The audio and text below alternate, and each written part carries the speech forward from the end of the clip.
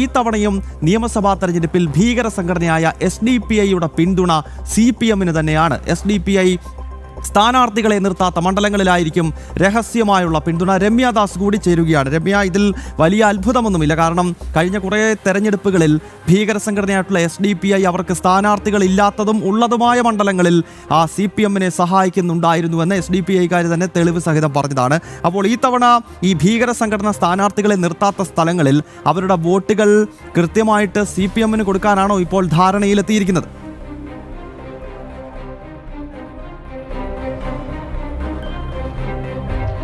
തീർച്ചയായും ഗൗതം, അങ്ങനെ തന്നെയാണ് നമുക്ക് അനുമാനിക്കേണ്ടി വരിക. കാരണം കഴിഞ്ഞ ദിവസമാണ് ഇത്തരത്തിൽ SDPIയുടെ ഒരു സ്ഥാനാർത്ഥി പട്ടിക പുറത്തിറങ്ങിയത്. കഴിഞ്ഞ ദിവസമാണ്. അതിൽ ഏകദേശം 33 മണ്ഡലങ്ങളിലേക്കാണ് അവർ സ്ഥാനാർത്ഥികളെ പ്രഖ്യാപിച്ചിട്ടുള്ളത്. 100 മണ്ഡലങ്ങളിൽ മത്സരിക്കുമെന്ന് പറയുമ്പോഴും ഇനിയും 77 മണ്ഡലങ്ങളിലേക്ക് സ്ഥാനാർത്ഥികളെ പ്രഖ്യാപിക്കാനുണ്ട്. അത് കഴിഞ്ഞും ഇത്തരത്തിൽ മറ്റ് മണ്ഡലങ്ങളിലെ സ്ഥാനാർത്ഥികളെ ഒന്നും തീരുമാനിച്ചിട്ടില്ല. അപ്പോൾ നമുക്ക് അതിൽ നിന്ന് മനസ്സിലാക്കാൻ സാധിക്കുന്നത് തന്നെയാണ്. കാരണം ഈ 100 മണ്ഡലങ്ങളിൽ മത്സരിക്കുമ്പോൾ ബാക്കി 40 മണ്ഡലങ്ങളിലും ഇവർ ഇത്തരത്തിൽ ഇടതുപക്ഷത്തെ പിന്തുണയ്ക്കുമെന്ന് തന്നെയാണ് നമുക്ക് മനസ്സിലാക്കാൻ സാധിക്കുന്നത്. കാരണം കഴിഞ്ഞ എല്ലാ തെരഞ്ഞെടുപ്പുകളിലും ഇത്തരത്തിലുള്ള തെരഞ്ഞെടുപ്പ് കൂട്ടുകെട്ടുകൾ ഉണ്ടായിട്ടുണ്ട്. അത് SDPI നേതാക്കൾ തന്നെ തുറന്നു പറഞ്ഞിട്ടുണ്ട്. ഇത്തരത്തിൽ വോട്ടുകൾ ഇടതുപക്ഷത്തിന് നൽകിയിട്ടുണ്ട് എന്നുള്ള കാര്യങ്ങൾ തന്നെ പലപ്പോഴും തുറന്നു പറഞ്ഞിട്ടുണ്ട്. അത് വലിയ രീതിയിൽ ചർച്ചയായ വിഷയങ്ങൾ തന്നെയാണ് കേരളത്തിലുടനീളം. അപ്പോൾ ഇത്തരത്തിൽ ഈ 40 മണ്ഡലങ്ങളിലും ഇത്തരത്തിൽ ഇടതുപക്ഷത്തെ അനുകൂലിക്കുന്ന ഒരു തീരുമാനം തന്നെയാണ് ഇത്തവണയും SDPI എടുക്കുക എന്നുള്ളത് തന്നെയാണ് നമുക്ക് ഇന്ന് മനസ്സിലാക്കാൻ കഴിയുന്നത്.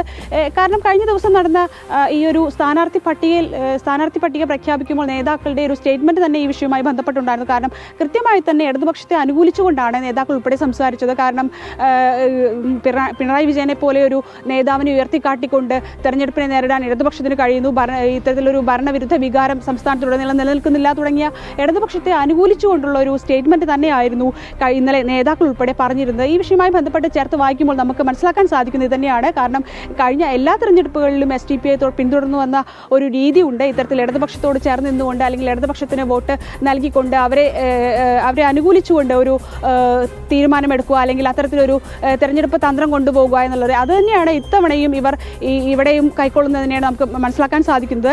ഇതിൽ നമുക്ക് എടുത്തു പറയേണ്ട ഒരു കാര്യം, കോഴിക്കോട് നിലവിൽ 13 നിയമസഭാ മണ്ഡലങ്ങളുണ്ടെങ്കിലും ഇതിൽ എവിടേക്കും ഇത്തരത്തിൽ ഇതുവരെ ആയിട്ടും ഒരു സ്ഥാനാർത്ഥി ഇവർ പ്രഖ്യാപിച്ചിട്ടില്ല എന്നതുകൂടിയുണ്ട്. ഇനി വരും ദിവസങ്ങൾ ഇത്തരത്തിൽ ഇതുമായി ബന്ധപ്പെട്ട് ബാക്കിയുള്ള അതായത് 77 മണ്ഡലങ്ങളിലേക്കുള്ള സ്ഥാനാർത്ഥി പട്ടിക കൂടി പുറത്തു വരാനുണ്ട്. ഇതും കൂടി നമുക്ക് ചേർത്ത് വായിക്കേണ്ടതുണ്ട് എന്ന് തന്നെയാണ് നമുക്ക് മനസ്സിലാക്കാൻ സാധിക്കുന്നത്. നിലവിൽ ഇത് തന്നെയാണ് നമുക്ക് കൃത്യമായി തന്നെ പറയാൻ കഴിയുന്ന ഒരു കാര്യം. കാരണം ഇത്തവണയും SDPIയുടെ വോട്ടുകൾ കൃത്യമായി തന്നെ ഇടതുപക്ഷത്തോടൊപ്പം തന്നെയാണെന്ന് നമുക്ക് പറയേണ്ടി വരും. ഗൗതം, അതായത് രമ്യ, കോൺഗ്രസിന് ഒപ്പം ജമാഅത്തെ ഇസ്ലാമി ഉണ്ട്. ഒരു ഭാഗത്ത് ജമാഅത്തെ ഇസ്ലാമിയുടെ പിന്തുണ കോൺഗ്രസിന് ലഭിക്കുന്നു. കഴിഞ്ഞ തദ്ദേശ തെരഞ്ഞെടുപ്പിലും അങ്ങനെ തന്നെയാണ് സംഭവിച്ചത്. അതിൻ്റെതായ ഗുണങ്ങൾ കോൺഗ്രസിന് തെരഞ്ഞെടുപ്പിൽ കണ്ടിരുന്നു. അപ്പോൾ മറുഭാഗത്ത് മറ്റൊരു ഭീകര സംഘടനയെ ഒപ്പം നിർത്തുക എന്ന തന്ത്രമായിരിക്കുമല്ലോ CPM പയറ്റുന്നത്. അപ്പോൾ അതിൻ്റെ ഭാഗമാകാം SDPIയുമായിട്ടുള്ളൊരു രഹസ്യബാന്ധവം ഈ നിയമസഭാ തെരഞ്ഞെടുപ്പിലും കെട്ടിപ്പൊക്കാൻ CPM ശ്രമിക്കുന്നത്.